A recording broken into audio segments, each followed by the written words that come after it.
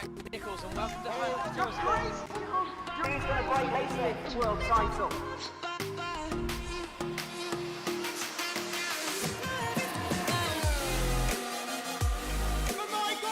Oh, he's done it! And look at these two go! He's going to do it! His first victory! The World Championship is done. What a race it's been!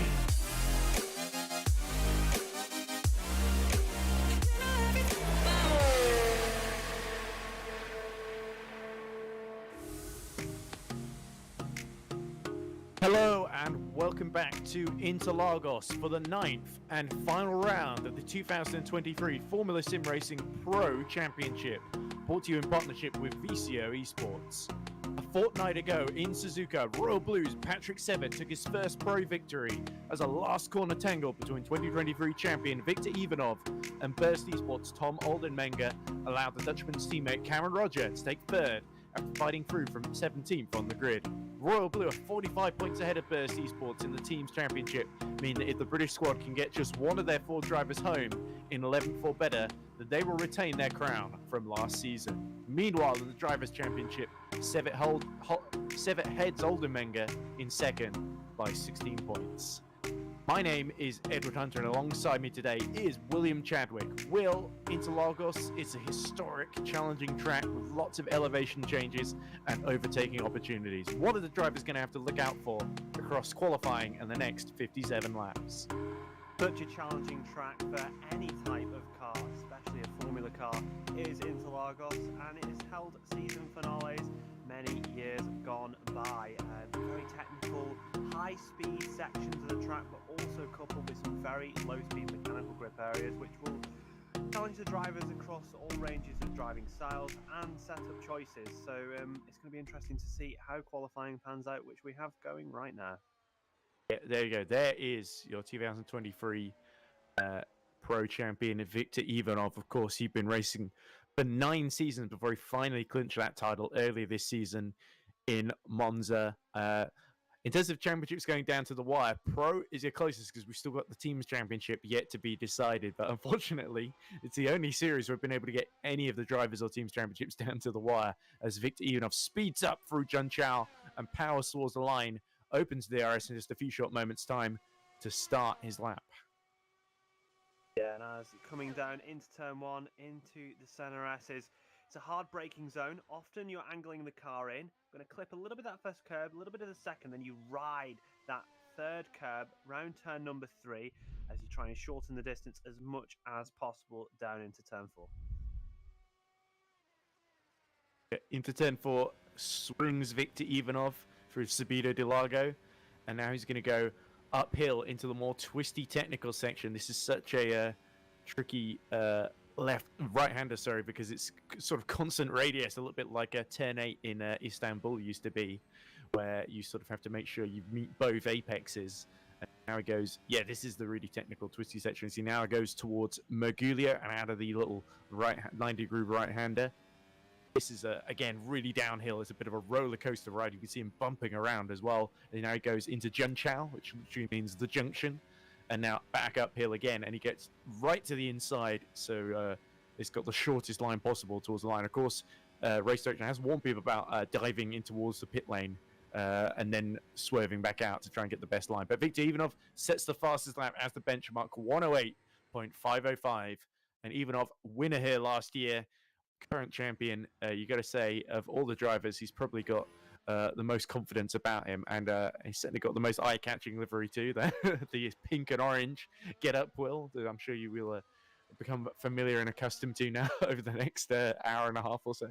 Absolutely love the pink and orange livery on that NX27 car, and kind of the talking point of this broadcast this evening, the Teams Championship. We've got 5 teams all very close together, not 5 all with the chance of the championship. Royal Blue do look very secured at the top, but it is not guaranteed as of yet. But we have Burst through to Netrek, 2nd to 5th, between 21 points here tonight in the team championship. So literally anything can happen. Remember, it's your top 2 drivers for one team that score the points.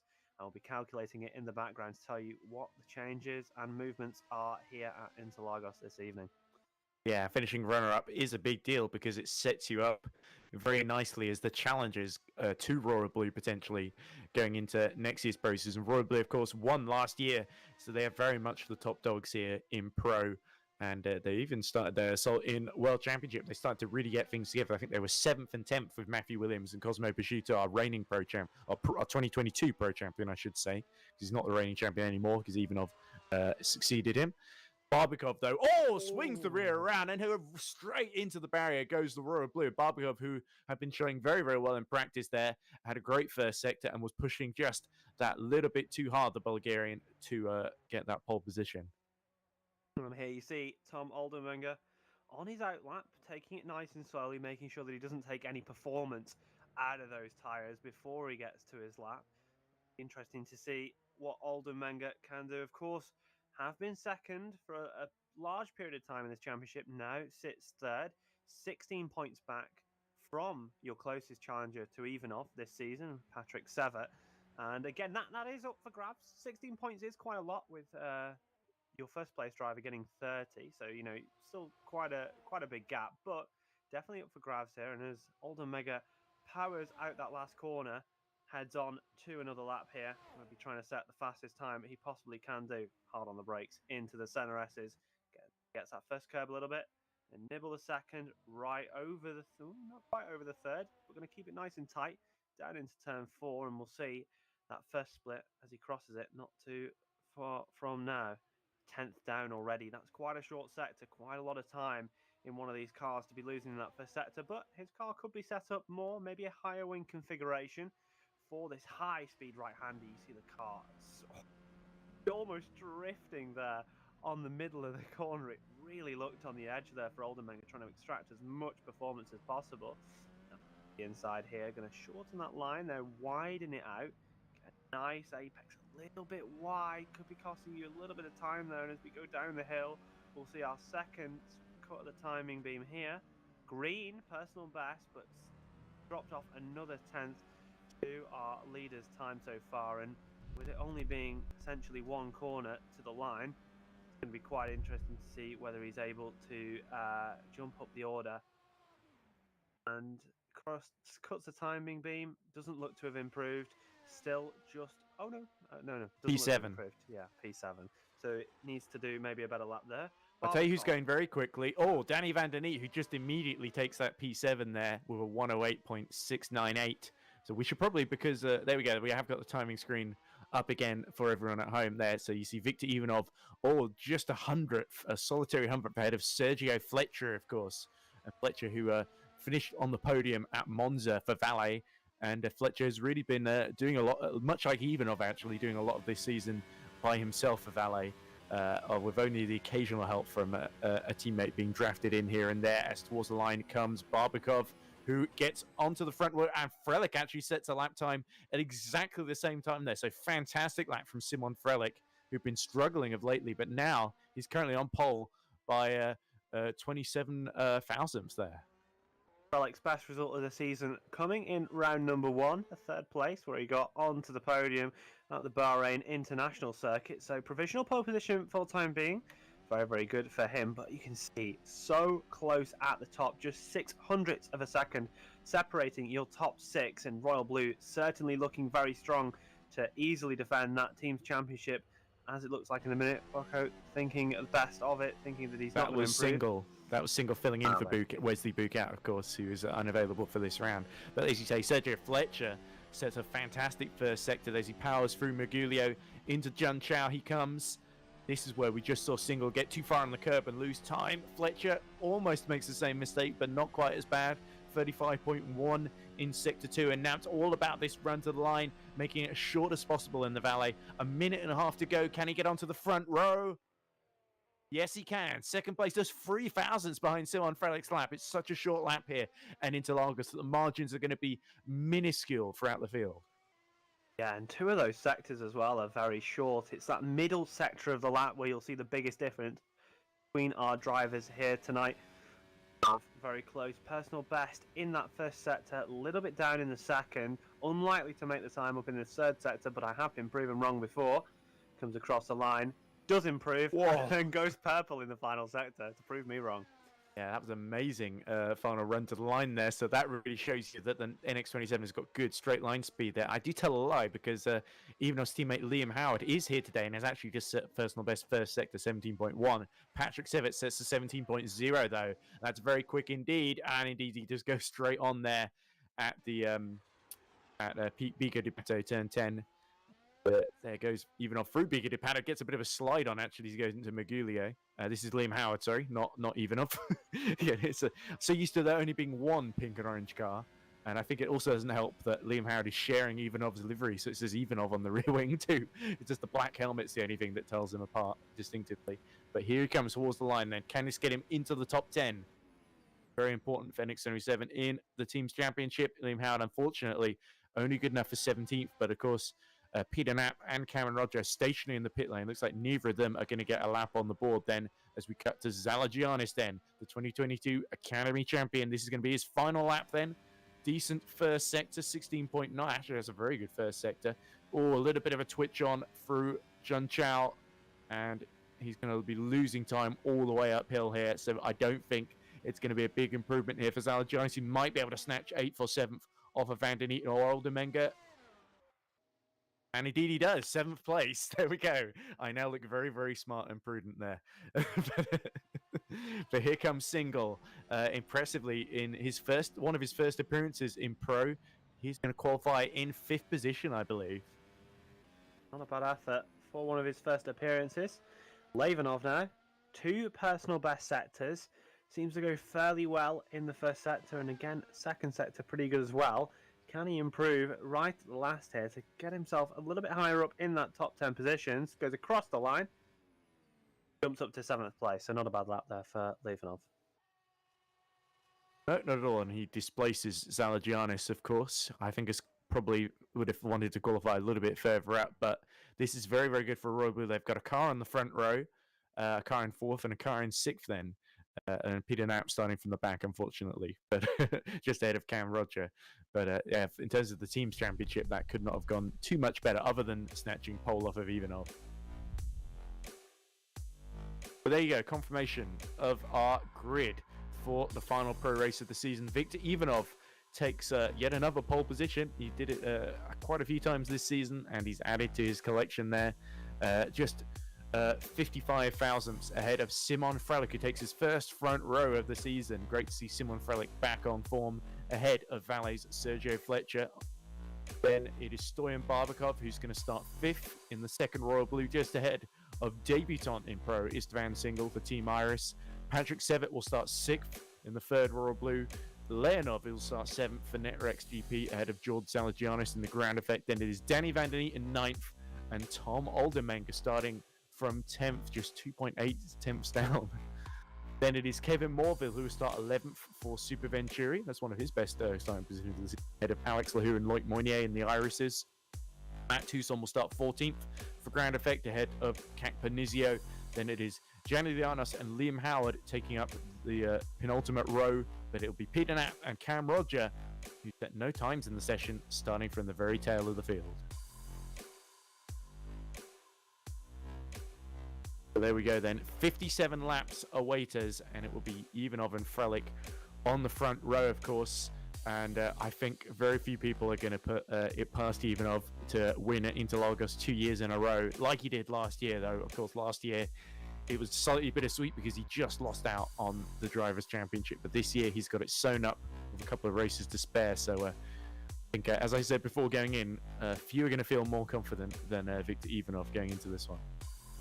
Yeah, absolutely. And it's going to be really interesting looking towards this race to see who can snatch those crucial final positions in that team's championship, particularly looking around that second area, especially with how good Royal Blue's qualifying was here tonight in Pro. Yeah, as you see, it's kind of a bit of a disappointing qualifying session for Burst. You know, 10th being the best. Roger wasn't able to get a lap, maybe some technical issues or something that went on there. So Burst, although they're second in the team's championship, they're going to have a really hard time defending that here tonight without coming forward too much in the race, because very, very close up at the top of this team's championship. And yeah, I'm looking forward to the race to see what can happen, really. Do you think maybe Cam Roger, after starting 17th after really bad qualifying Suzuka, getting up to 3rd, he wants to go better by starting 18th or 19th, getting up to 1st? Well, yeah, think I mean, that's the obviously that would be the plan. So if you start a little bit further back than you did before when you got third, and you go even further, it's just trying to set a new record. I think maybe he's setting himself some own personal challenges, considering he's not fighting for much in the Drivers' Championship. 8th place isn't nothing, but Well, some of the drivers behind, I think, missed might those object to first that, two but still. rounds. So obviously, I think you'd think if you're him, you'd think, well, it would have been a much different season if you'd managed to do those first two rounds. But we'll see what Cameron can produce from the back of the grid. Got many drivers starting in positions that you might not expect them to start in. I think the main one being driver I've suddenly forgot the name of very professionally. Frelick. Yeah, because he often in Royal Blue, it's not been Frelick, at least since the start of the season, scoring the points for Royal Blue in this championship. It's been Berbikov and Sevet scoring the main points most of the time, but Frelick's done a really good qualifying there, and as we move into the race, it's going to be really interesting to see whether he can keep it there, show good race pace, and score some crucial points to seal that team championship for Royal Blue. Yeah, and Simon Frelick has really proven himself in other series, such as BBWC FS1, where he is fighting for the championship there with Jack Mayer, his teammate at TOP eSports. So Royal Blue have got a great driver in the hands, but unfortunately Simon, middle phase of the season, he missed a few races. He also had a few races that didn't quite go his way, and it's great to see him qualify well, but now he has to try and convert that and help Royal Blue seal the team's championship in style. I think actually Simon may well risk everything to go for the win here against Ivanov. Yeah, absolutely. I mean, it's if you've got not much to fight for, you've just got to send it. if it's the last race of the season, final chance for you to put a case forward why you should maybe be in the World Championship, show why you would be the guy to contend for this championship next season, go and send it, give it a good go, give it your all, because, you know, like you say, going to be coming back early on next year for another full season of the FSR Pro Championship, and you might as well go out on a bang. Yeah, it's interesting. We talked to Ivanov after Monza, and he said, and I put that to him, when you think about another try at the World Championship, he said, well, the level is so high there that I would struggle to finish in the top 10. So if Ivanov is saying that, then the rest of the guys, that's quite an imposing, that really says a lot about the standard there. But there we go. Here's the grid then. Victor Ivanov on pole from Simon Frelick on the front row. Then it is Sergio Fletcher and Stoyan Barbikov occupying row 2 for Valet and Royal Blue respectively. Row 3 is Istvan Single, the debutant, ahead of our winner last time out, Patrick Sevet. Row 4, Ivan Leonov and George Salagianis. Row 5 is occupied by Danny Van Den Eet and third place man in the championship, Tom Oldenmenger. Then it is Kevin Morville and Alex Lahou on row 6. Row 7, Loic Moynier ahead of Matt Toussaint. Then Kak Panizio and Gianni Lianos on row 8. Row 9 is occupied by Liam Howard and Cameron Roger. And then in 19th place, it is Peter Knapp in the last of the Royal Blues.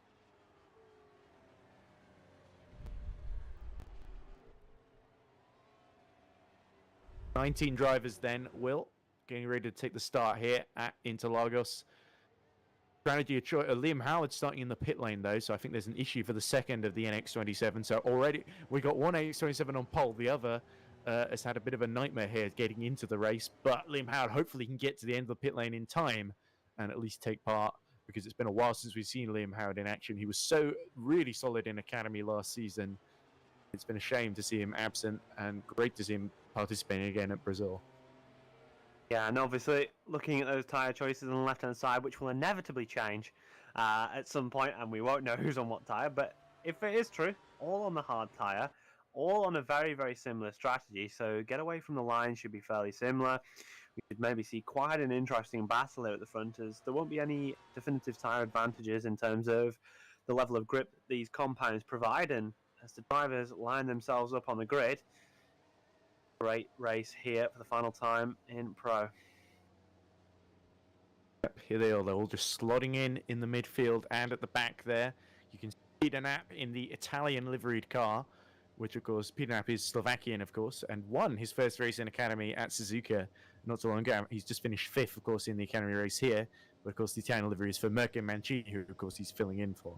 But here we go, then. The start grid is in process, then. Ivanov has got a clear view into turn 1, but so does Simon Frelick on the inside. The lights going out any moment, and off they go. The Brazilian Grand Prix in Pro. The final race of the season is underway, and it's a good getaway from Ivanov as Frelick tries to dive up the inside, and it is Fletcher going all the way around the outside of the Royal Blue, but not quite able to make the move stick through Curva de Sol. And now, coming down the hill towards the Red Reposta, it is Victor Ivanov that leads Frelick, Fletcher, Barbakov, Single, Sevet, Leonov, Zalgianis, Van der Neet, and Tom Oldenmenga, who now finds himself trying to go around the outside of Van der Neet into turn 4 and 5. And he's going to go, oh, somebody's blown the engine. And that's Matt Toussaint.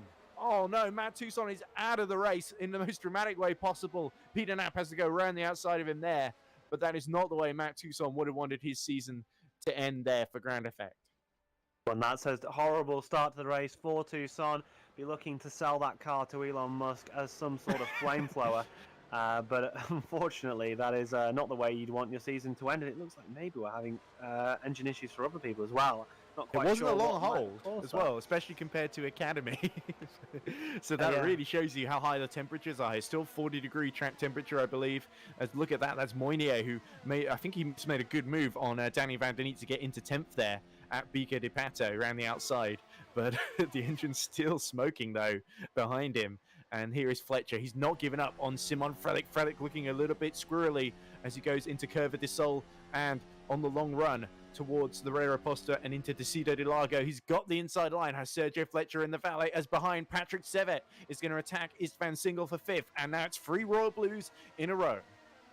Yeah, and this is absolutely what Royal Blue need to be securing that team championship title. 3 of the cars, only 2 of them matter towards the point score, but why have 2 when you can have 3? Insurance policy, yes. It secures you even better, so Royal Blue in a fantastic position here for that team championship. And second in your team championship burst, eSports having a bit of a hard start. Oldenmenga at 1, Roger at 1 as well, I believe. With Toussaint out of the race, he would have to be, yes, Cam. Yeah. a bit of a token one there, but certainly interesting to look forward to see how they're able to progress through the race. Of course, not every setup is built for qualifying. Some people could be really looking forward to that race server. And again, still a little bit of smoke from Monier's car. Hopefully that clears up. And I think it was both valets of Moynier and Lahou that were running hot in their temperatures because the engines are just overheating, and saying, Moynier, just pull that a little bit out of the stream of Tom Oldenmenga, and now he's got it back under control. But now Barbakov is starting to close on Simon Frelick here. So now Royal Blue, they really want either Patrick Sevet or Barbakov through on Frelick here, because Frelick has not been able to replicate his pace from qualifying. Look at the gap up ahead. Fletcher now all over the back of Victor Ivanov in the fight for the lead here. How dearly Valet would love to follow up their win from Alessandro Maggio in Academy with a win from Sergio Fletcher in Pro. Would be their first win of the season, and Fletcher has been really excelling in this late phase of the season, actually, as they go into Bico di Pato. And look at that lovely helmet as well, with the S for Sergio Fletcher and the gears and cogs. I wonder if they're going to start turning in a few seconds when they start playing the strategy game. What a beautiful analogy. Of course, third place. Fletcher's a clunky one, yeah. Fletcher's best result of the season so far. Currently sits 9th in the championship, in that kind of mid-battle for 4th place, where everyone's quite close together. So big points today could be crucial for him. Barbakov into 3rd place here, ahead of his teammate. Not too big of a fight there, because of course they're still wanting to play the team game to an extent to make sure that they secure this championship. Watching a little bit further back, Moynier no longer smoking and all over the back of Oldenmenga. Not seeming to have some good initial pace here for Oldenmenga, and Moynier will certainly be looking to try and make a move, but as we get into this tight, twisty section, the dirty air increases and it is so much harder to make a move stick. Yeah, we also saw Fletcher make a small mistake through Curva de Sol, and that dropped him briefly outside the 7/10 window he needs to get the DRS from Victor Ivanov, but I believe he's just broken back into it now. So now Barbakov has cleared Frelick. There's a threat behind for Sergio Fletcher, so Valet will need to manage this one carefully as Lahou clatters right into the side of Peter Knapp and now loses 2 positions. Alex Lahou looking all over the show at the moment. Yeah, not a great few corners there for Lahu. Getting a little bit of contact, wheel to wheel. Probably no damage done to the cars. However, will be certainly not what you were looking for, really, to start this race. Howard, big day for Howard. If he can get up into some good point scoring positions, of course, 15th at the moment, that nets you 6 points in the championship. That'll help back up NX27's charge for second here in the championship. Only 7 points they need to score over Burst in order to get that, and at this current stage they would be doing so, but we'll get you some more accurate calculations a little bit later in the race when it all settles out. Back to our royal blue triplet of cars, all pretty close together but not quite able to keep with the pace at the front. Yeah, it's interesting that Patrick Sevitt hasn't gone for the move on Simon Frelick immediately. They've decided to all bunch together. It's a royal blue rumble at the moment, as you say, and here's Sergio Fletcher still challenging the back of Victor Ivanov. Now, how much of this do you think is Fletcher going to hang back and just wait for Ivanov to pit in front of him, run a bit longer, and then try and get tire delta later in the race? Or do you think he's going to be more aggressive, try and undercut Victor Ivanov early on here?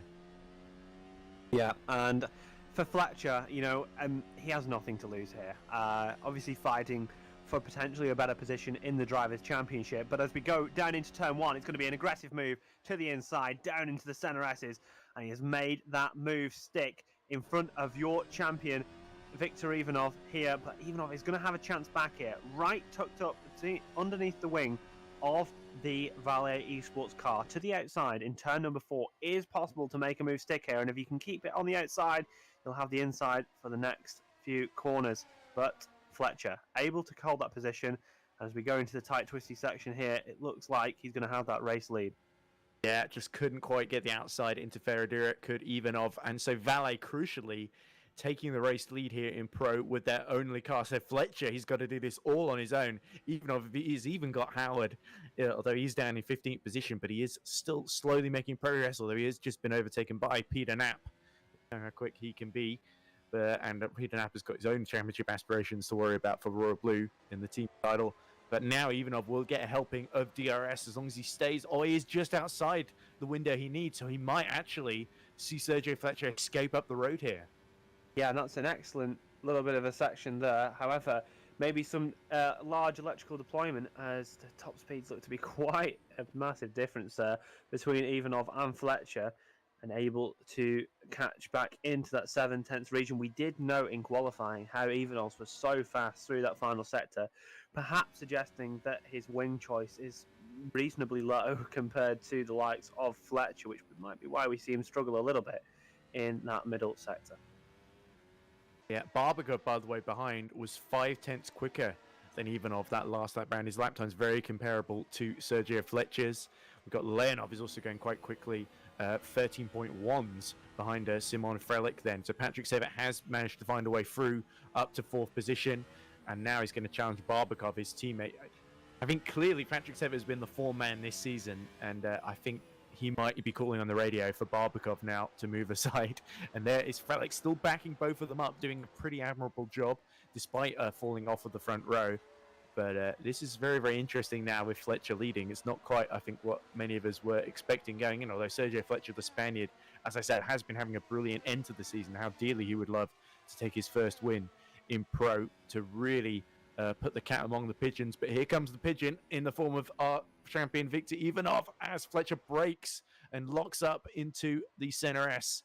And that's going to widen the eyes of the Bulgarian Victor Ivanov, because he knows there could be another opportunity here as they go downhill towards turn 4, and Fletcher gets defensive. Well, defensive positioning there from Fletcher, not allowing Ivanov to go to the move in his strongest section of the track. And for another lap, you would assume this gap or this battle would be ceasefire until we get to the straight once again. It's going to be interesting to see how this develops. You've got to be careful in these positions. You don't really want to start ruining your race just to try and have the lead after 10 laps. There's 57 in total in this race, and Fletcher making a little mistake there through one of the final corners of the lap. That mean that Ivanov is just that little bit closer going on to the start-finish straight. Yeah, Patrick Sevitt's really starting to challenge Barbakov now as well. I think he might get a very liberal helping of DRS down the straight. So Patrick Sevitt, he's thinking Barbakov, he's going to catch Fletcher and Ivanov as long as Fletcher keeps backing Ivanov into him. But here we go. Wonderful overspeed from Victor Ivanov. He's going to go all the way around the outside of Sergio Fletcher before they reach turn 1. And Ivanov retakes the lead of the Brazilian Grand Prix on lap 9 as Fletcher gets a little bit out of shape. Fletcher getting out of shape there has cost him a little bit of time, but like we say, it's early on in the race, and certainly whatever happens in these first 10 laps does not necessarily give you what's going to happen for the whole 57. Leonov here with Ivan on the car, which makes you think Ivanov, and I always get confused. Yeah. Remember in Bahrain, it was always sending me off a little bit. However, having a decent start to his race, Leonov, but I think it's important to settle into your rhythm here at the start of this race. Moynier going to show us his drifting skills at the start of the second set. We're going to maybe have a little replay of that. This might actually be... Is this single? Oh, spinning around. No, it's Lahu, sorry, not single. Just completely losing it into turn 4 there and continuing his very, very difficult race down at 17th and last position then. But yeah, as you say, it's so important to settle into a rhythm, and it looks like the Irish cars are struggling because Single has dropped down to 9th behind Zalagianis, Leonov and Oldenmenga, and Zalagianis is now starting to get on a move because he just passed Leonov that previous lap, and he's lapping in the 1:13.4. It's just a tenth slower than Simon Frelich. Barbakov 13.6, Sevet now in third in the 13.1s, and lapping just a tenth slower than Ivanov and Fletcher in the 13.7s. So Patrick Sevitt's working his way into contention for race victory here if he can keep this pace up. Absolutely. And, I think it's kind of the process of one of these longer races, of course, a little bit longer than the Academy race we had earlier on. I believe that was 43 laps. We're now on 57. And it just adds that whole new level of complexity, hence why everyone's been starting on the hard tyre. The strategy seems very clear at the moment. However, as we get into the pit stop phase, I'm sure we'll see a little bit of deviation, which will certainly introduce some interesting phases of this race. Oldenmenga trying to improve from the 8th position that he's currently sat in. So looking to start to get into a rhythm now and a bit of a better pace. We've got another replay to have a look at. See what this one shows. Moynier maybe not quite relate. Oh my word! And that's exactly where we saw Barbakov drop it in qualifying. But Moynier just about holds onto the front wing and goes for a hop, skip, and a jump. Emerges just behind Liam Howard, then in 14th position. Maybe lucky to come away without any suspension damage there. A little bit of a clatter on the barrier, and of course, a bit of rallycross to get back onto the circuit. That car looks a handful to drive, to be honest. Moynier's car all over the place at the rear. Maybe a low downforce setup. Maybe just really eating into those tyres early on. But certainly a handful to drive here. And it won't be helping Team Iris's chances out in the Team Championship today. Hey, what's also happened while we're watching that replay, Oldenmenga has got himself through past Ivan Leonov. So really the top 7 all within 6.7 seconds now. And Oldenmenga, that's a crucial move to clear Leonov because that's a driver that could really hold him up. Anyone who's watching Japan will remember how much Cameron Roger was fighting with Leonov for quite a lot of that race as well. And here is the move Oldenmenga pulled off then.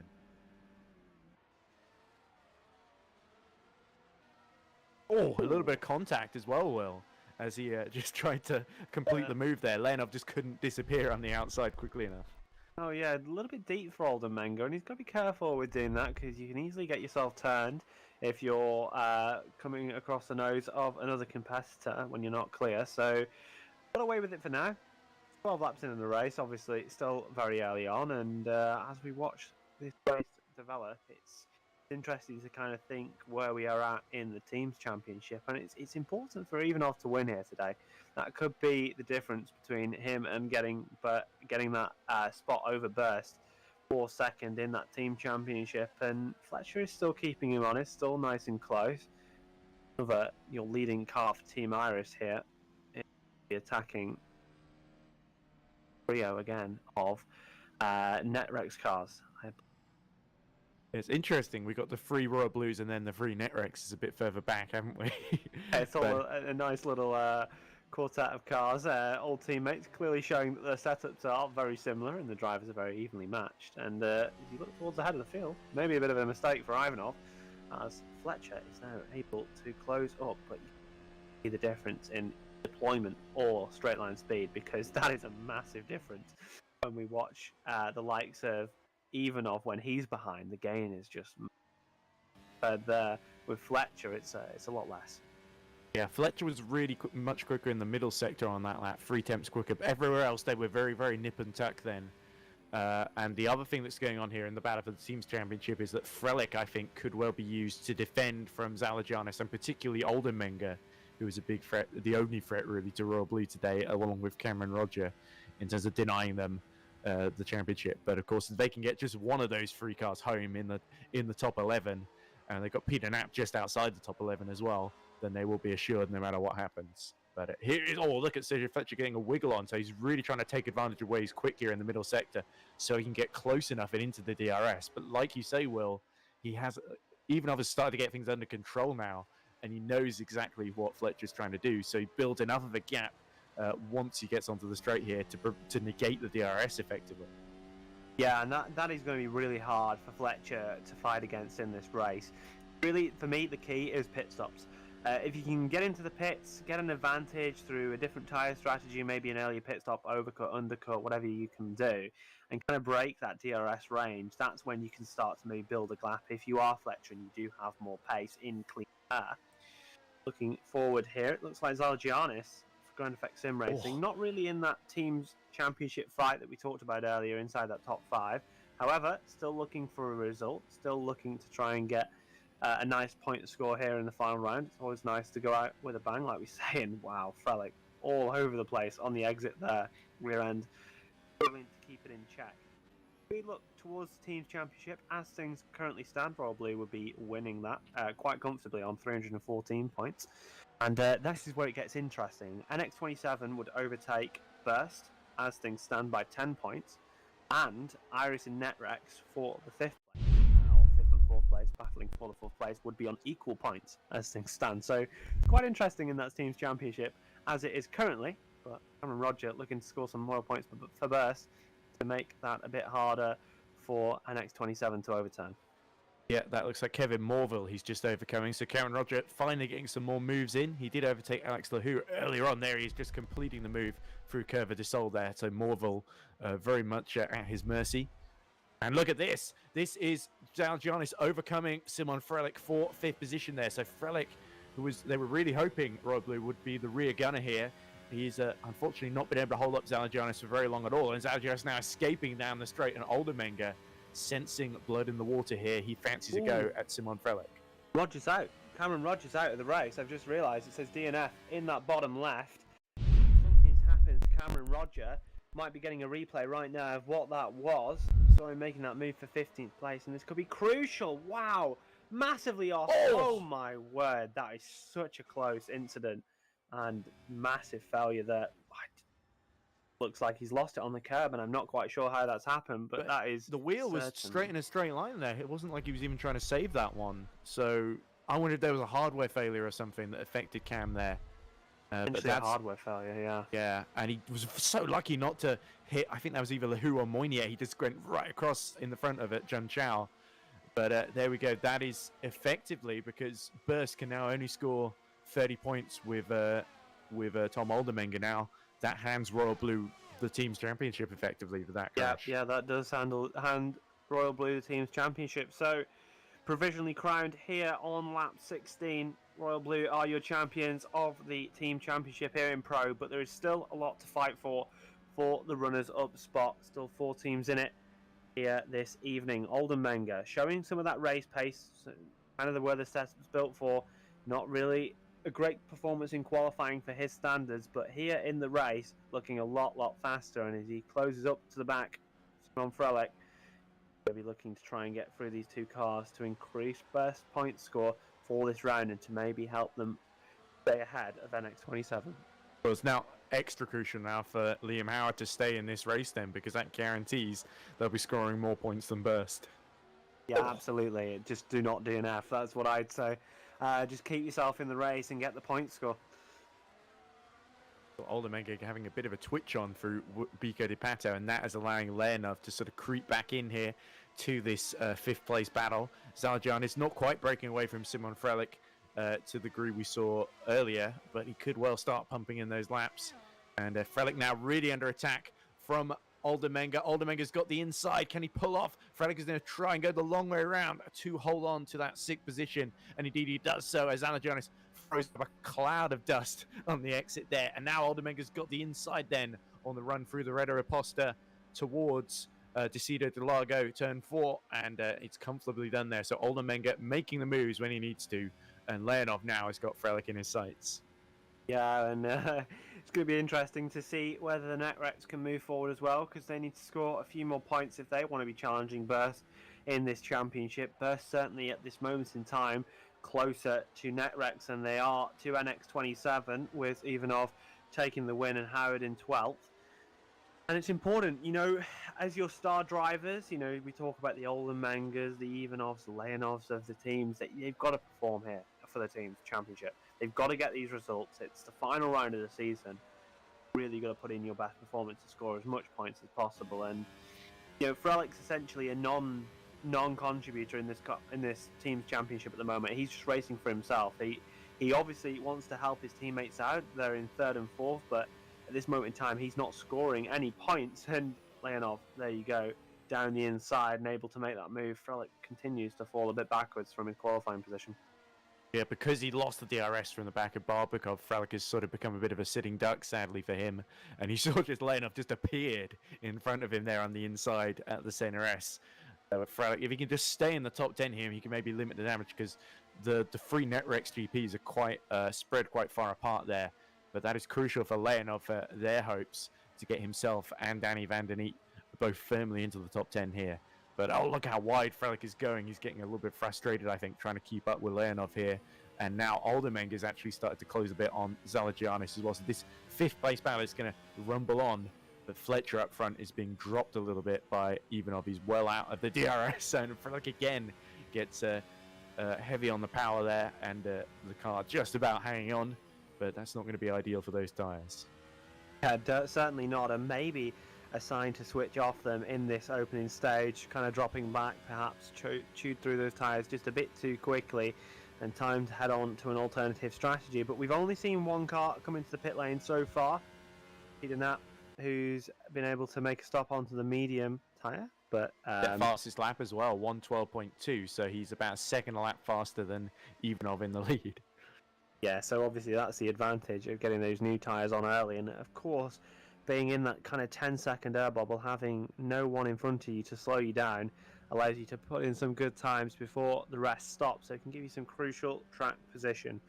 But he is another one of those Royal Blues members of the squad, so it's certainly not looking too important in the team championship at this moment in time, but certainly important for his own personal achievements and race. Looking towards Oldermenga, of course, held a really good pace at the start of this race, and kind of been keeping pace with Ivanov up front, who's started to pull that gap a little bit over Fletcher, and is certainly looking in control of this race at this stage as the tyres start to wear, and you really would want to wonder when we will see some pit stops here. Yeah, Seva is sort of in no man's land, isn't he? Because he's got a 3-second gap to his teammate Barbakov, and Fletcher... oh, there we go, Fletcher in the pits then, as I say that. So actually, Patrick Seva just moves up to 2nd place then. So now this could be a big opportunity, if Ivanov is struggling at the end of this stint, for Seva to get involved, and also for Fletcher to undercut and snatch a lead. Change of tyres here, potentially for Fletcher. Well, would be a change of tyres, but we'll see what compound that is in a few moments' time. It certainly looks like the hard tyres, but we have known it to change in the past from what we see to what is actually going on in Fletcher's game. So we'll give that a few moments to actually know what tyres we're on, but would certainly be what we'd expect looking at how the DEG has been in the opening stages of this race. You would certainly think that maybe a hard strategy onto maybe a softer tyre at the end would certainly be the way to go, but we'll see here. We'll see how things go. As you think, Valet obviously have a nice setup under them, winning in Academy, so it's going to be interesting to see whether Fletcher can back that up and win in Pro as well. Yeah, and crucially getting out ahead of Loic Moynier as well. So now Liam Howard, potentially a few seconds up the road, could help out Ivanov by holding Fletcher out before Ivanov makes his stop. Depends how long Victor wants to run in this stint, though. Doesn't look like he's coming in on this lap So this could give a big undercut actually to Fletcher at this phase, though. But it could be that I definitely think that indicates to me that Valet are going to try at the very least 2-stop. And I wonder if NX27 with Ivanov are going to try and 1-stop it. Yeah, it's certainly something to watch. You know, your halfway point of this race is what, lap 24, 23 sort of time? No, that's wrong. 27, 28 sort of time. So it'll be interesting to see kind of what's happening at that stage and whether you can go and take it to the end on a one-stop strategy. As you see here, looks like a few more pit stoppers. Lianos has gone into the pit lane. That has promoted Howard and Singel to into the top 10 for the time being. So I think Howard's just got past Single as well, so that's very impressive actually from Liam Howard, the Brit. Really, like I said, we haven't seen a whole lot of this season as Fletcher now going around the outside of Single on his fresh hard tyres. There we go. That was really, really aggressive from Sergio Fletcher. Beautiful move around the outside there. It's so hard to do.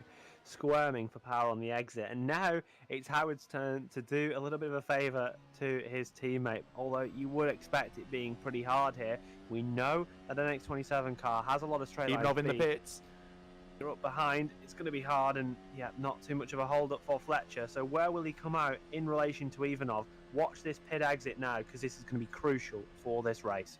Yeah, he's got the DRS at least. That will give him a tenth or two. But there goes Ivanov out. He's going to come out well behind Sergio Fletcher, I think, as they go towards through Curva de Sol. And where is Fletcher? He's there, miles up the road. So there we go. Sergio Fletcher's got the net lead for now, but he's going to have 2 laps older tyres as this stint goes on. And we've seen Ivanov absolutely in this situation before, where he's just picked them off, where even if they undercut him. So I don't think he'll be panicking too much yet. Certainly, as a champion, you know, you're sat there, you've won the championship, you're just racing for another race victory, and looks to be one of those Iros cars that's running pretty hot. Just coming out the pit lane, obviously been stopped in the box for a little bit of time. But yeah, as even though he's got no pressure whatsoever, it doesn't matter what he does here. Obviously, he's trying to fight for the team's championship, but really, you know, the drivers is the one that you want to win. And as an individual, there will be no pressure on him to get a result here. It's just down to him, the machine, and trying to extract a performance. Yeah, the Royal Blue pitting with Sevet and Barbakov, and Leonov coming in as well. So crucial stop from a team's championship point of view. Need to make sure they get out in a clean piece of track if they can. Olamenga up the inside of Kevin Morville, and that will get him up to 8th position with a bit of DRS there. Morville tries to hang out around the outside, but I'm afraid that was never going to work. Leonov comes out of the pits, and I think Olamenga's going to jump him here as Sevet comes out just behind Victor Ivanov, so he wasn't quite able to gain there. So Ivanov just undercut to stay ahead, but that was impressive from Sevet, almost getting ahead with the overcut there. On mediums though, Sevet now on the medium tyre. We know that NX27 car isn't really that strong in this middle sector, and with Sevet on mediums, you'd have to think that he's got to make the impact now. This is when he has to make that time, while his tyre is fresh, while he's got that tyre advantage and that wear isn't too high. He's got to make this move on Ivanov in order to make his strategy work. It looks definitely like a 2-stop here this evening, and I certainly would suggest that it's going to be 2 sets of hards and a set of mediums to close out this race, but we'll see. On our side, you know, it's obviously, we're just commentators, we're just trying to guess what's going to happen. The drivers really know in their head what they're going to do. As this stint starts, you know, and we see Zalagianis make his pit stop, starts to kind of balance its way out here with your 1-2 in the championship, looking to be finding over some ground. Yeah, I think the people who pit late off the hard time might be trying to do 2 medium stints, whereas the people who pit, some of those who pit early, like Fletcher and Ivanov, might do 2 harder stints and then a softer or medium at the end. It would certainly feel like to me the hard mediums route would be the best from what we've seen so far. And Olamenga's going to get pushed off track by Zalagianis, so the Greek driver taking no prisoners today, and not going to make it easy for Tom Olamenga. As Morville now is under attack from Peter Knapp. Knapp is going to try and go all the way around the outside at Ferradura and follow Danny van der Neat through, and I think he's done it there. There we go. Kevin Morville quite sensibly backed out of that one because I think he knew that was going to be an accident. As look at this, Moynier really struggling, and Zalagianis through into 5th place, and Olamenga has to go up the inside at Biga de Pato as well and loses a little bit of time to Zalagianis. I think that's Moynier perhaps hasn't stopped yet, although I'm not 1000% sure. Perhaps you can tell me if I'm right or wrong on that one. Oh, he hasn't. Certainly. 23 laps on the hard tyre, so it is finished. Yeah, it certainly looks that way, and that kind of shows us that, you know, this stage of the race, this temperature on track, you know, temperature is almost at 40 degrees Celsius. That's a very hot track, trust me. These hard tyres are only going, what, 23, 24 laps? You know, you can see certainly on lap 25, 24 there for Moynier, it was, she was losing too much time to make it worth it. So it's going to be interesting looking forward to see what kind of stints we get. Moynier, and this is Roger's incident. Maybe he came across the... Oh! It was Loic who he nearly hit there, so Loic had to get a little bit on the brakes and then just carry on. He's like, well, that's Cameron out of the way. Reminds me of that Valentino Rossi incident from maybe a couple of years back, where it was at the Red Bull Ring and he had a bike just fly across the front of him. It must be a scary sight to be in the cockpit of that one, and you'll be counting your lucky stars once you come away for it with a scratch on you. But as we return to this race, we're now starting to see a little bit of that tyre strategy, but medium car, that medium runner of Sevet and that medium tire, it just doesn't seem fast enough to me. You really have to make the difference straight away on a softer compound tire, because it's not going to go as far. So you have to make it worth it. He is setting personal bet. He set a 1:11.9 this lap around, which was 3 tenths quicker than Ivanov. So Ivanov was really trying to fight, and he was 3 tenths quicker than Fletcher, maybe slightly more than 3 tenths actually. Just so a they little are bit converging. For me, he has to make the move. He has to have that different, because how long is that tire advantage going to last? You know, like, how long are we realistically going to be able to sit here and say that medium tire is working better than the hard? 10 laps maybe maximum, maybe a little bit more. We're seeing that track temperature start to drop a little bit, but I don't see that medium being good for more than 10 laps. So it could be a risky choice, but, you know, as things currently stand, he's still in a good position at this point in the race. Fletcher's controlling it after that beautifully executed undercut. And yeah, it's anyone's race at this moment in time as we approach the halfway mark. Yeah, problem is Fletcher is his tyres are going to be elite. His tyres are about 6-7 laps old, and Ivanov's about 4 or 5 laps old. So there's a 2 or 3 lap buffer there, and then even Sevet on 3 lap old mediums. Could well actually, if Ivanov picks up Fletcher quickly and he's coming towards DRS zone pretty rapidly as well, then Sevet might be following him through in quick succession. But here's Lianos, one of the first to pit onto another set of hard tyres, having to negotiate Kevin Morville for 11th, and Morville pits out of the way. Yeah, and that's obviously a little bit of a good bit of timing there for him, and it's going to be interesting to see what happens there. We've got another Netrex GP car trying to make a move down the inside of Frelick. That improves their position in this race for Netrex, but Frelick's fighting back towards the inside, not going to be able to get alongside there. So Netrex are going to be able to have that 7th and 8th spot. Good points again in that team's championship, which could be helping them out quite a lot.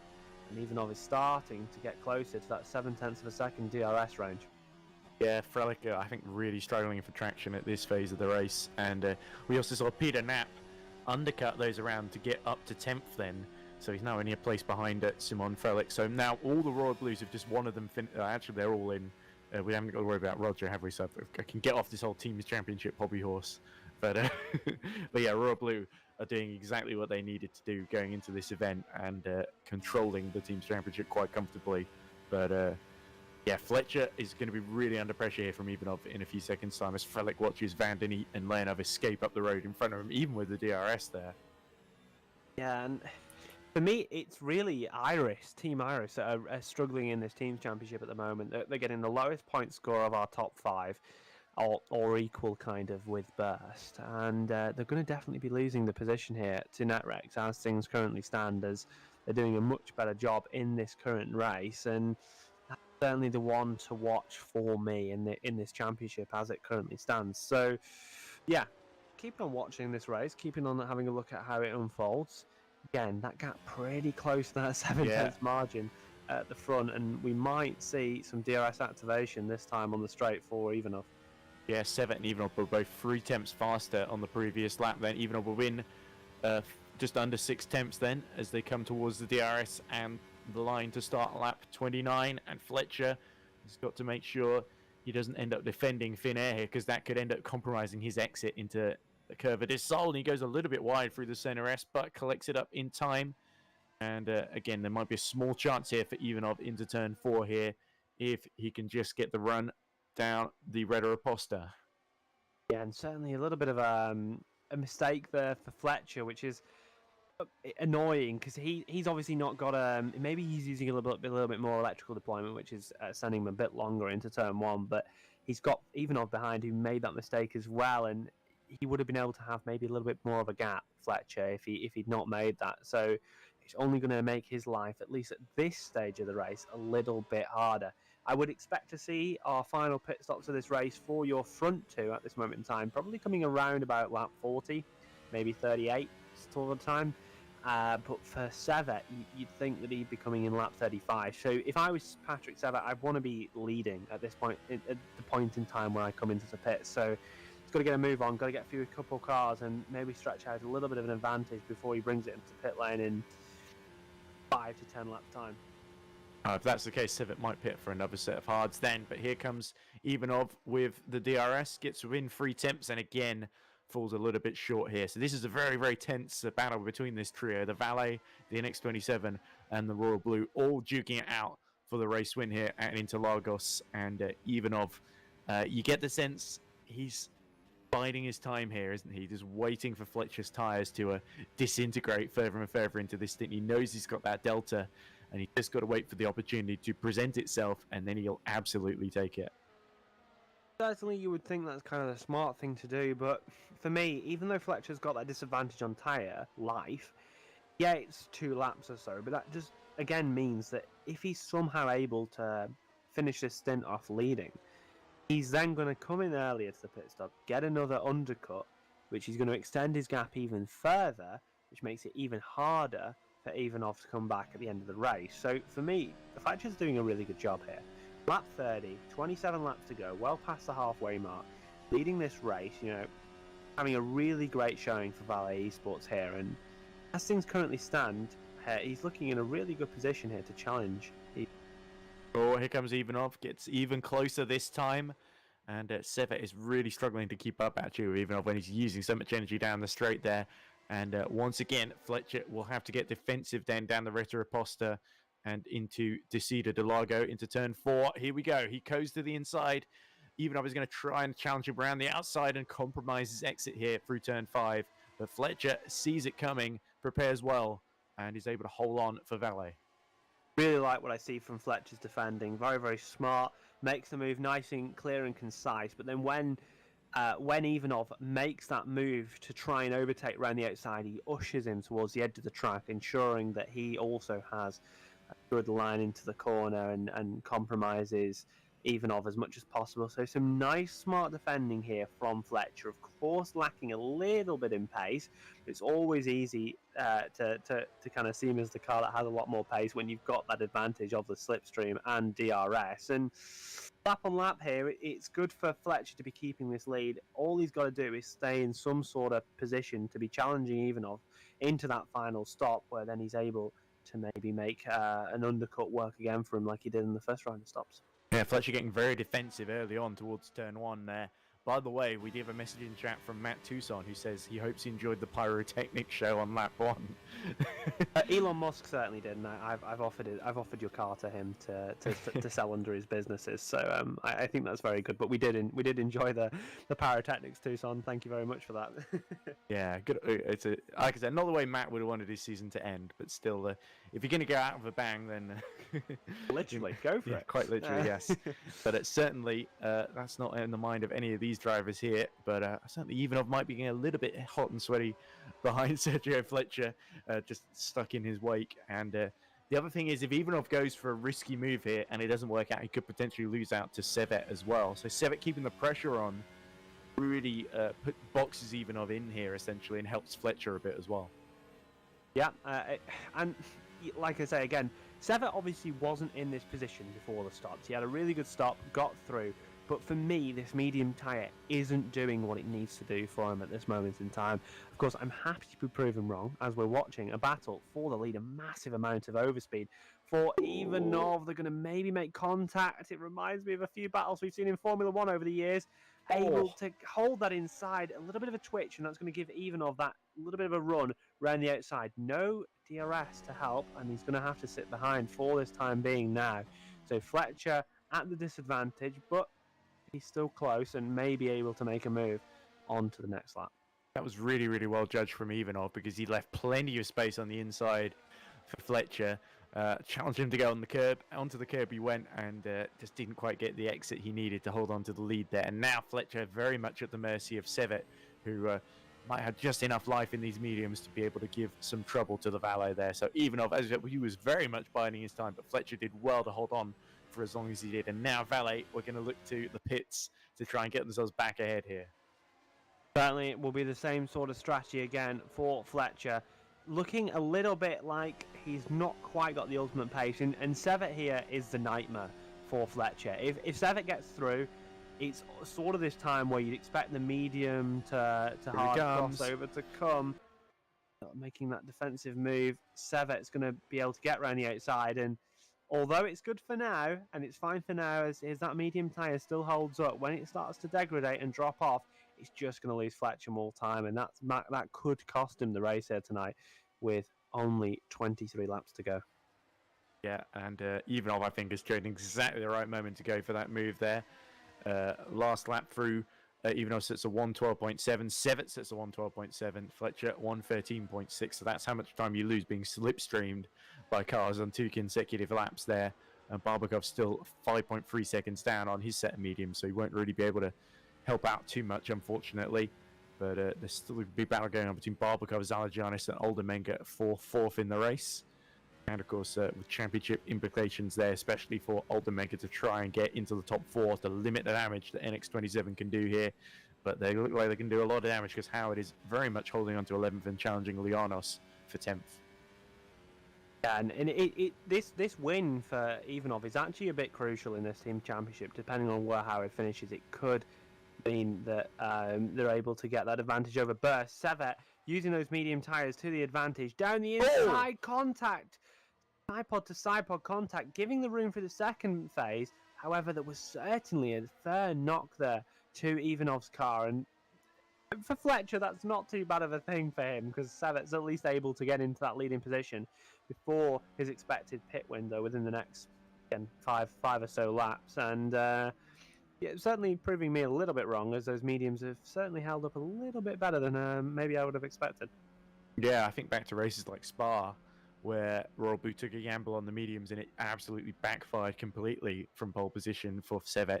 Here, it's absolutely worked them. He's making it work so far, like you say, but time will tell how well those mediums hold up in this 40-degree heat. But he's certainly been nursing them for the first 12 laps of this stint, and now he's even broken out of DRS range of Ivanov, so we could see Patrick Sevet put himself into victory contention here, and Sergio Fletcher's really just got to keep Ivanov as honest as he can here in this stint.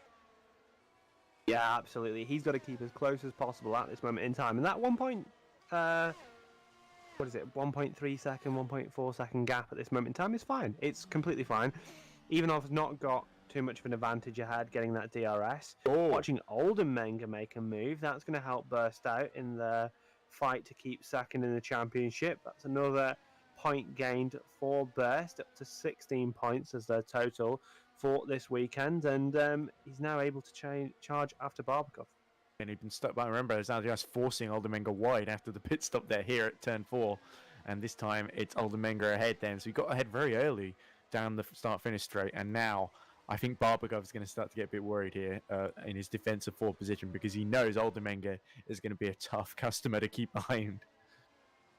Certainly, Oldermenga showing some really good and he's got the harder tyres as well, so if the mediums and Barbakov are starting to fade, then this is the moment to strike. Yeah, and let's not forget that when Oldermenga first got himself a little bit of clean air, he was about 8.8 seconds back. He's now 8.1, 8.0 seconds. That suggests that, you know, his race pace, since he's got a bit of clean air, has been really positive, really good, and been able to really keep pace with those leaders. So moving forward into the last stages of this race, you could certainly see Oldermenga making a move for 4th. Yeah, he was actually 10th quicker than Sevet the last time around, and Sevet is a couple of attempts quicker than Ivanov and Fletcher, just behind him. So as you see Fletcher start to fall now about 3 seconds actually behind the lead. So it's starting to look like Valet need they need the pit stop can't come soon enough, unfortunately, and they need to make sure that Fletcher doesn't run out of tires at the end, especially if his conservation on the mediums is not as good as it is on the hards. But yeah, Oldenmenger very much getting a move on. When did Sevet change onto these mediums? Was it maybe lap 23 or so? 14 laps ago. Yes, he did 22 laps on lap 23 pit. You're right, and Ivanov has done 15 laps, so he pit on the end of lap 21. Fletcher has done 17 laps on these tires. He pit on, what was it, lap 19, sorry, yes, 19. So it would be a reasonable assumption to suggest that Fletcher, if he wants to go into the mediums, needs to kind of pit lap 43 sort of time, lap 42. You know, obviously the cars are a bit lighter now, which will reduce that tyre wear a little bit more. So for Fletcher, really, I'd be aiming to pit within the next 5 laps to get onto those mediums and to try and make that undercut work. But even though I was getting a really, maybe it's just the sense of chasing. I always remember when I did karting, or whenever you saw some drivers that they'd be like 2 seconds off, a second off every lap. And then when they started chasing someone, they were really fast. And sometimes it's what you need. You need just to see that reference. You need to have that motivation to chase that car ahead. And suddenly it can transform your pace. And I'm not suggesting that's what we're seeing from Ivanov. However, he certainly picked up the pace as he chases Sevet, who is showing some really good long-run pace on those mediums, and certainly better than we'd expect, considering it looks like those hards are starting to go off at this phase. Yeah, a lot of comments. There's a poll in the chat about should Ivanov keep the pink livery. I should point out this is the first time, I think that, or second time actually, I think that Liam Howard has used it, because I think he did use it at Spa as well, although he won that race. But here we go, we're going to see a replay of an incident on track then. This is Patrick Sevet's move then on Victor Ivanov. So here we go, he's got the inside then for the first part of the center rest, goes a little bit wide. Ivanov is still there on the right. It looks pretty clean to me, actually, from Sevet's point of view. From Sevet's point of view, it looks very innocent, like you say. But obviously, I think if we could get an onboard of maybe Ivanov's... There's even wiggling a bit there as well, to sort of that's show dissatisfaction. Yeah, we're about to see part 2. That type of movement is like, what are you doing? Don't hit me, or something like this, or frustration. It's to show to the driver ahead that you're kind of a bit of annoyed at him. Yeah, it's seen quite a bit across sim racing. Even 3 temps quicker than Sevet on that last lap then. So the mediums are starting to fade just a little bit compared to the condition Ivanov has got his hards in at the moment, because Ivanov is lapping now a 10th quicker than Oldenmenger, who was otherwise lighting up the timing squeeze. He's now 8 temps behind Barbakov, by the way, in the battle for 4th. But yeah, Ivanov, he's had to sort of sacrifice the lead here and there, but I think in the back of his mind, he knows that he's still got a great chance of winning this race, and he doesn't need to worry too much about that. He's struggling to hold onto the car through Mergulio, so even with the life he's kept in the tyres, Ivanov, of all people, is struggling at the end of his stint here. Yeah, and maybe that's the difference that we're seeing here between Ivanov and Fletcher. The tyre life might not be that far apart. It might just be the fact that Ivanov is able to live with the car in a bit more of a loose configuration, a bit more of a low grip setting, and he's still able to extract some really good lap times out of it. And that there could be the real crucial factor, as if you look a little bit to your left, as we see on screen, Oldenmenger has made that move past Barbakov. Yeah, brilliant stuff from Tom Oldenmenger. Now less than 7 seconds behind the lead. So Fletcher, if he keeps losing time, he might have to start worrying about Oldenmenger rather than fighting for the win, holding on to that final podium here, because Oldenmenger has really impressed and started up his pace now. Yep, and here you see that move. Nice bit of slipstream using the DRS. No defense from Barbakov down the inside. Easy as you like for Oldenmenger, and really showing his pace at this moment in time on these hard tyres.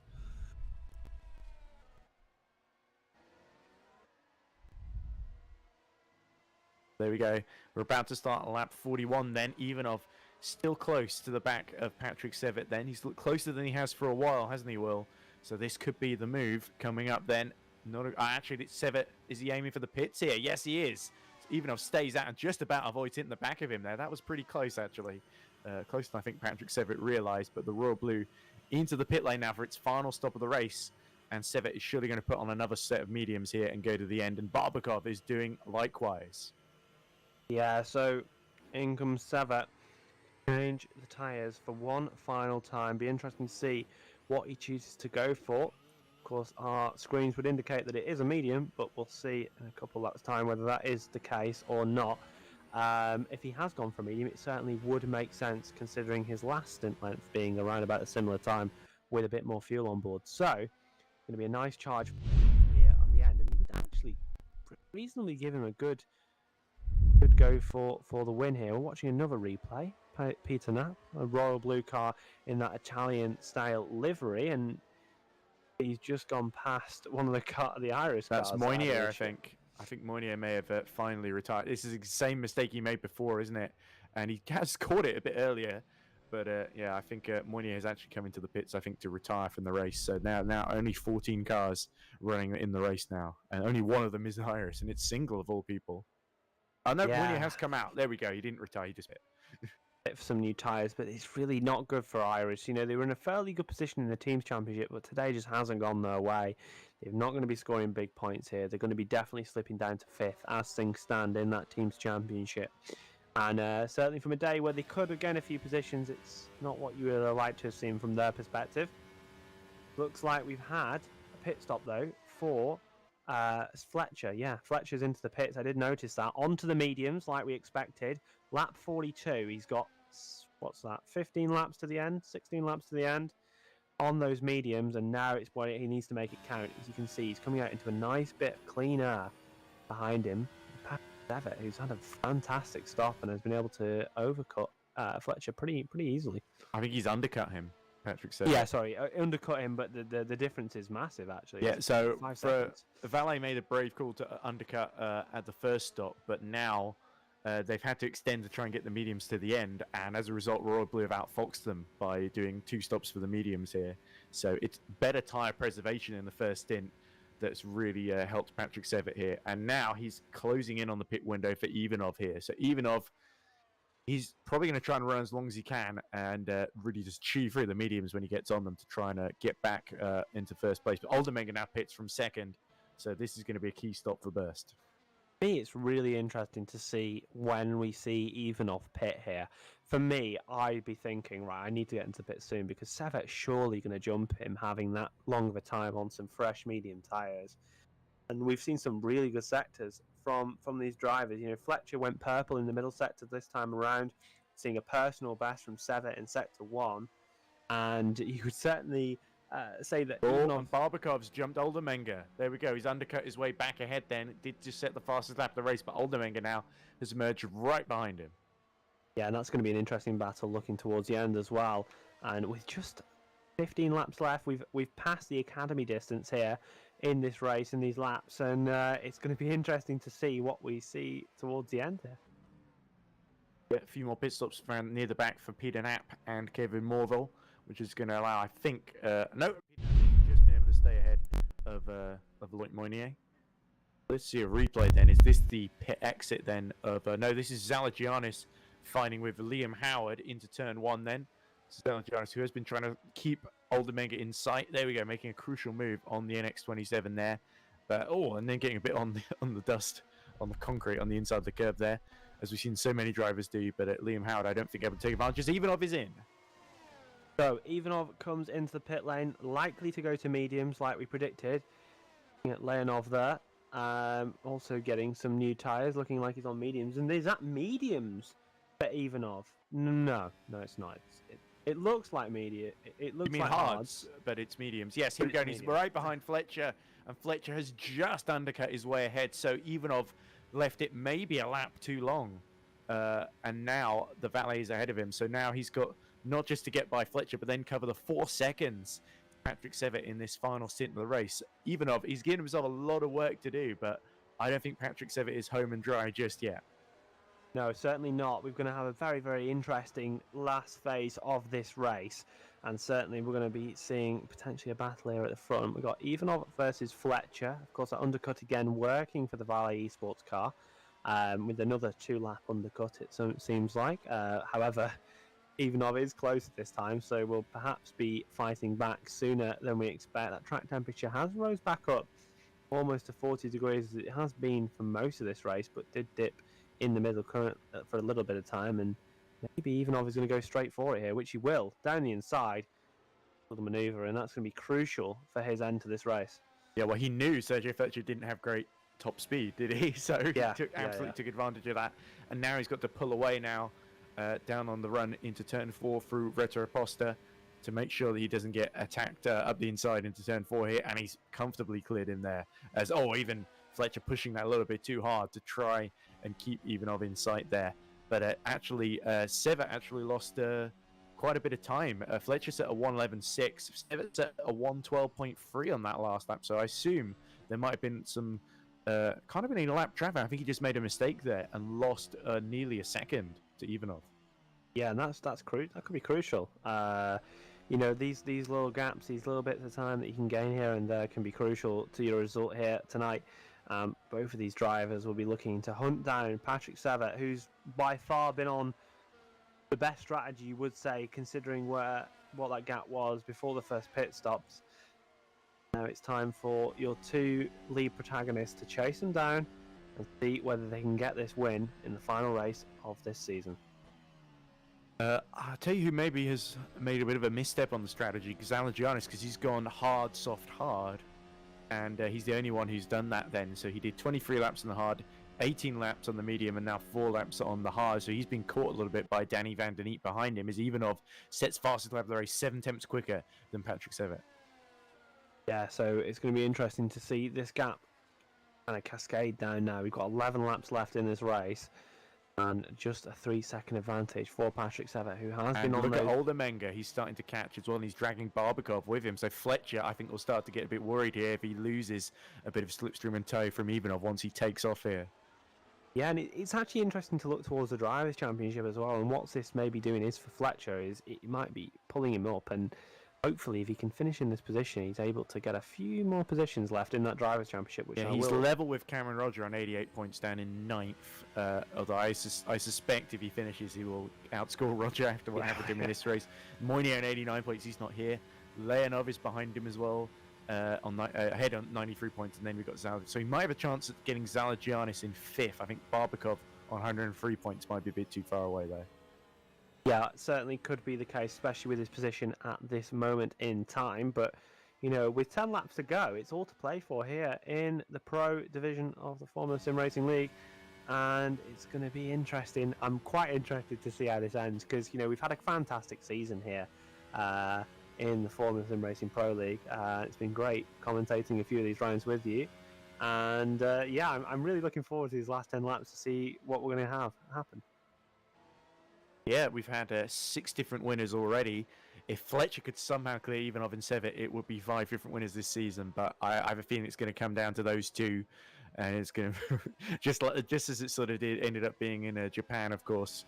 With those finishing in the order they are at the moment, but I think Ivanov will be looking to try and change that in the last 10 laps as we look at Peter Knapp trying to keep Loic Moynier at bay, and Moynier just trying to help Iris hold on to maybe a top 4 or top 5 in the team's championship. But for Single and Moynier, it's looking like an uphill battle here with them in 12th and 14th, and the 2 Netrexes that they're really fighting with, Danny Van Den Eet and Leonov, in 7th and 8th. Yeah, so as we start these final 10 laps, Barbakov certainly looking to challenge Olden Menga, but like you say, Olden Menga's been the pace of the race, really. I think we've always kind of seen this from the burst cars, very fast in the race pace. He's certainly closed on the likes of the leaders inside the strategy that he's run. A little bit of fighting between the 2 Netrex cars, which are scoring well for each other, but not really enough to do more and get into 4th in the championship at this moment in time, unless of a disaster for Burst.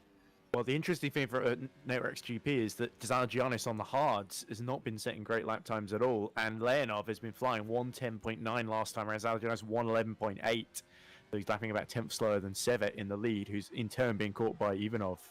So I think Zalagianis might have to get quite defensive here to hold on to 6th, and there could be more points for Netrex GP to really rub salt in the wound for Iris and potentially get them a bit closer to Burst, although I think they might be a little bit too far behind. We'd need to see a DNF for Burst or something really go wrong for Holden Menga. They have had 1 DNF already. Yeah, they've already had an issue so far. Tom is really fighting with one hand behind his back in that team's championship, as we've seen Ivanov have to do, and Fletcher as well for most of the season.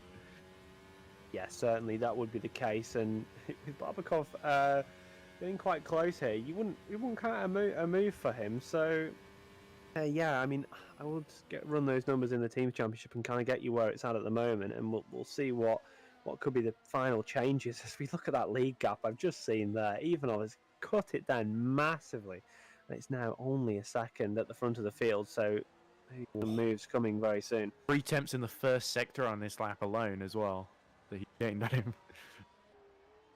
Crazy amount of time to gain just in that first opening segment, and you would certainly think that we'll be having a battle for the lead in not too long. Not quite able to get the DRS this time by, but you'd certainly count on it being the case next time through.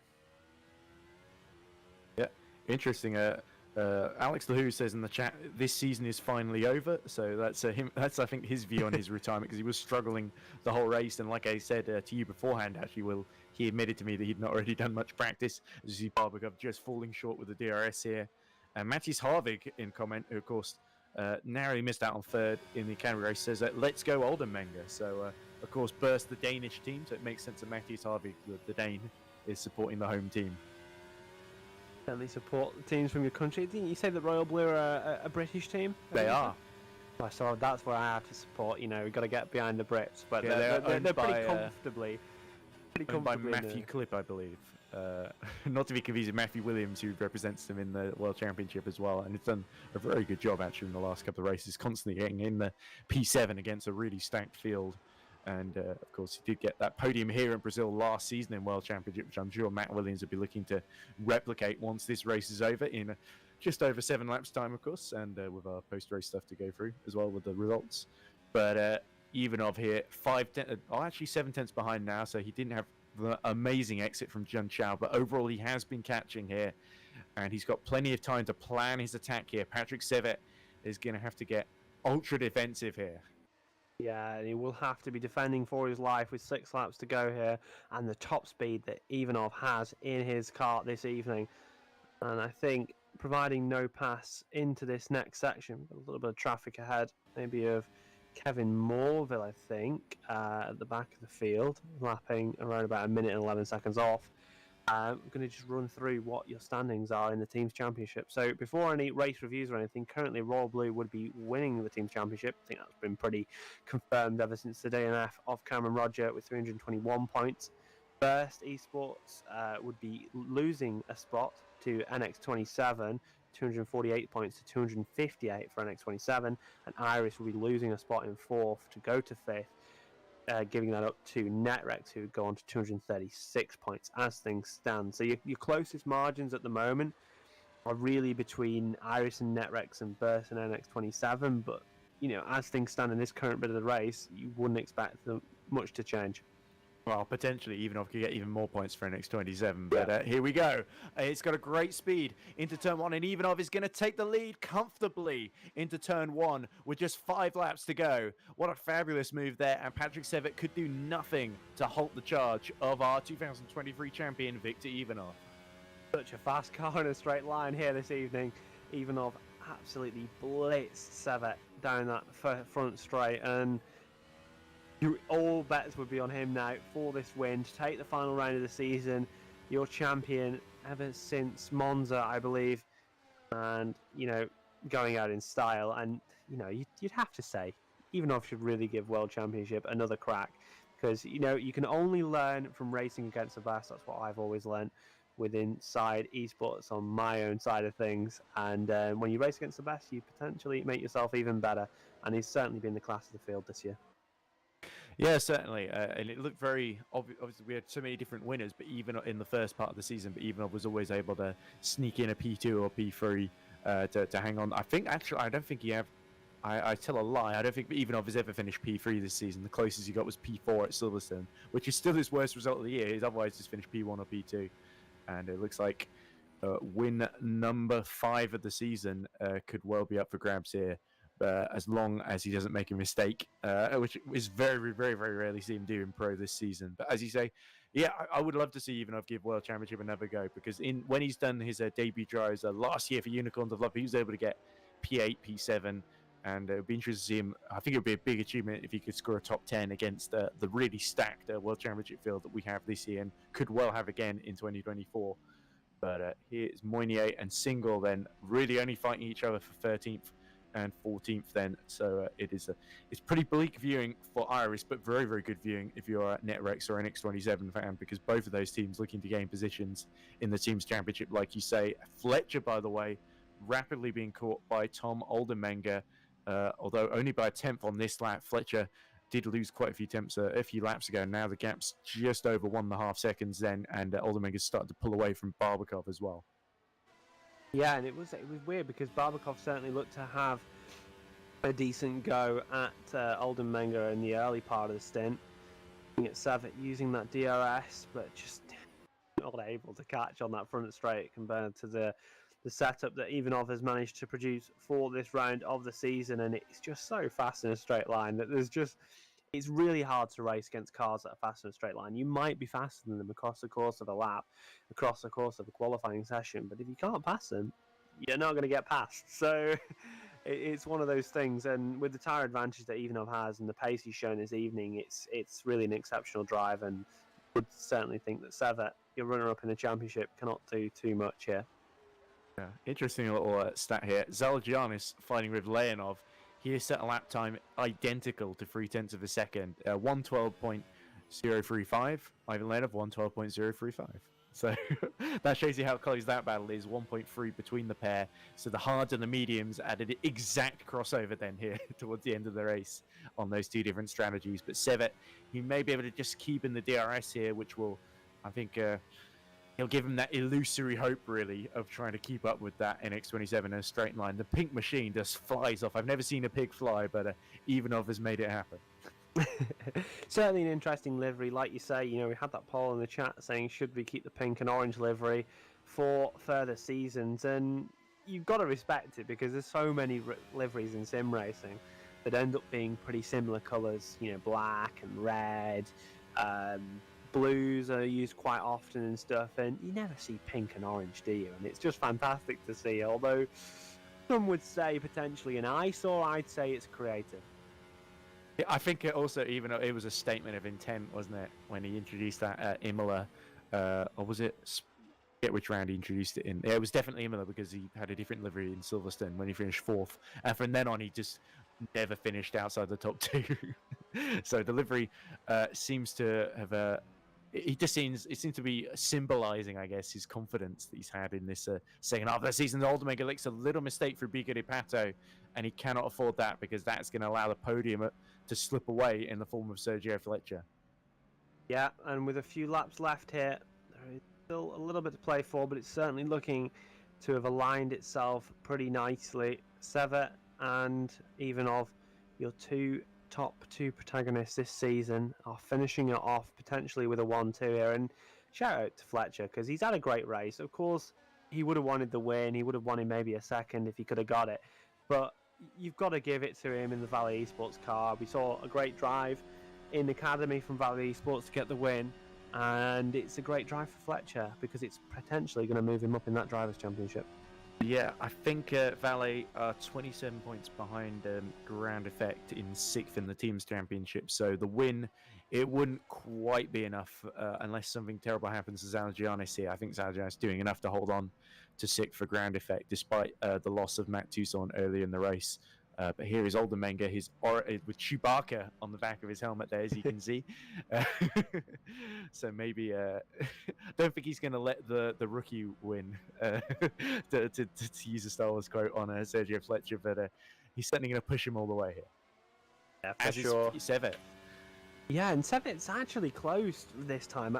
I don't think he's going to be able to make the move from this distance back, but certainly closer than we'd expect him to be. I know that I was certainly thinking that maybe we'd see Ivanov just extend that gap to a comfortable region before the end of this race, but Savitt's not gonna let it slip here. He's gonna give it a good go with the final lap that we're now on, and unlikely to be able to make a move in this section. But if there's any mistakes from Ivanov, Savitt will have an attack. Yeah, middle and final sectors were very good there. 111.5 for Savitt, 111.8 for Ivanov. Very good middle sector for Savitt, and as this season comes to a close, it's going to have been a very, very good result, very, very good season for Ivanov in that interestingly liveried car. and it's just going to crown his championship winning season here in Pro. Yeah, so we've got our two champions and about to cross the line, Ivanov in the drivers, of course, and Sevic's going to seal it for Royal Blue in quite some style, and he's going to be just short, I think, of being able to, because the race, the checkered flag is right before the DRS then. But here they come then.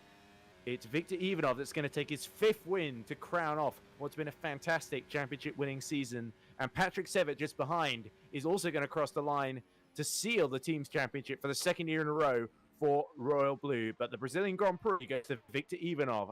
Sergio Fletcher holds on to 3rd from Tom Oldenmenger. His charge coming just that little bit too late. It's Barbakov that's going to hold on to 5th. Another Royal Blue coming home to celebrate the title. But the Irises, there's no one left to fight with except for each other, it would seem. Kevin Morville finishing behind, a lap down. So, yeah, single on his debut is going to give Moynier a little bit of a challenge here. Moynier runs wide through Bico de Pato. But I think Moynier's got the fresher tyres, having pit later in the race. Giannis is going to hold on to 6th from Leonov and Van den Eet.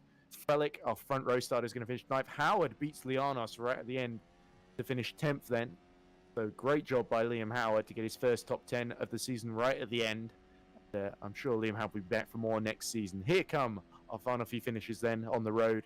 There's Peter Knapp, Loic Moynier, Istvan Single, 12th, 13th, 14th. And look at the donuts from Royal Blue, Super Venturi, and NX27 there, I think, as well. Some nice donuts to finish the season. You do love to see them. You do love to see them indeed. 2nd podium of the year for Sergio Fletcher, I believe, after he got one, of course, at Monza. And just to confirm, just before you go through the results, provisionally that would put Sergio Fletcher just above Ivan Leonov into 6th in the championship. Yes, I'm sure the Spaniard will be delighted with that, but it is Victor Ivanov, as I said, taking his 5th win of the season, just beating Patrick Sevic across the line by just under a second, I believe.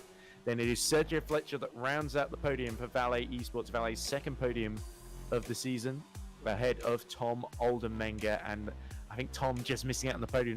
That was how his season began in Bahrain as well, when Frelick beat him. Feels like that's kind of summed up his year. So close yet so far for Burst Esports. Dorian Barbakov finishes 5th for Royal Blue. A decent race for him ahead of Giannis, who just held on Ivan Leonov despite not having a great strategy at the end. Danny Van den Eet rounds out his year with a top 8 behind his teammate to get Nerex GP into 4th. The team's championship then is Simon Frelick 9th ahead of Liam Howard.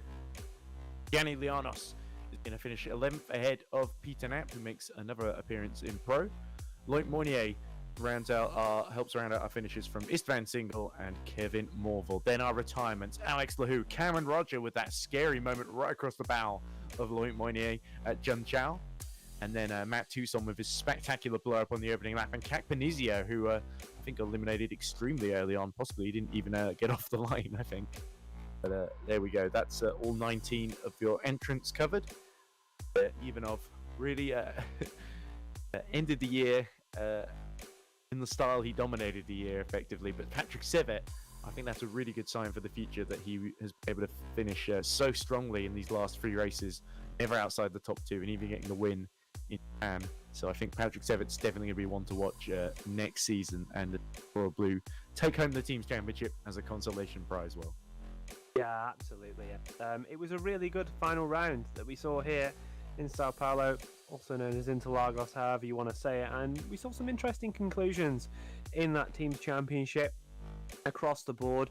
Congratulations to everyone that got on the podium and everyone that's got a result this year, and it's certainly been another interesting season of the Formula SimRacing Pro Championship. And I was here for the first, I was here for the last, I was here a little bit in the middle as well, so hopefully I can join you guys again next year and see some more amazing racing.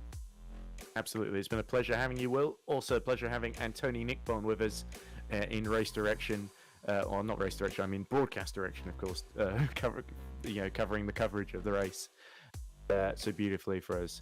But thank you as well to you for watching the FSR Pro Championship in 2023. But the season for FSR is not done yet, because we still got the World Championship still to come, with Jake Danahan and Dennis Jordan disputing second in the Drivers' Championship, as well as Alpine and Ferrari, 20 points apart in the teams table, fighting over second as well. So don't miss that. It's anyone's guess which of those two is going to prevail in either category. But I've been Edward Hunter. Thank you very much for watching the Pro Race at Interlagos. But it's a 5th win of the season for Victor Ivanov. But it is Royal Blue, the 2023 team.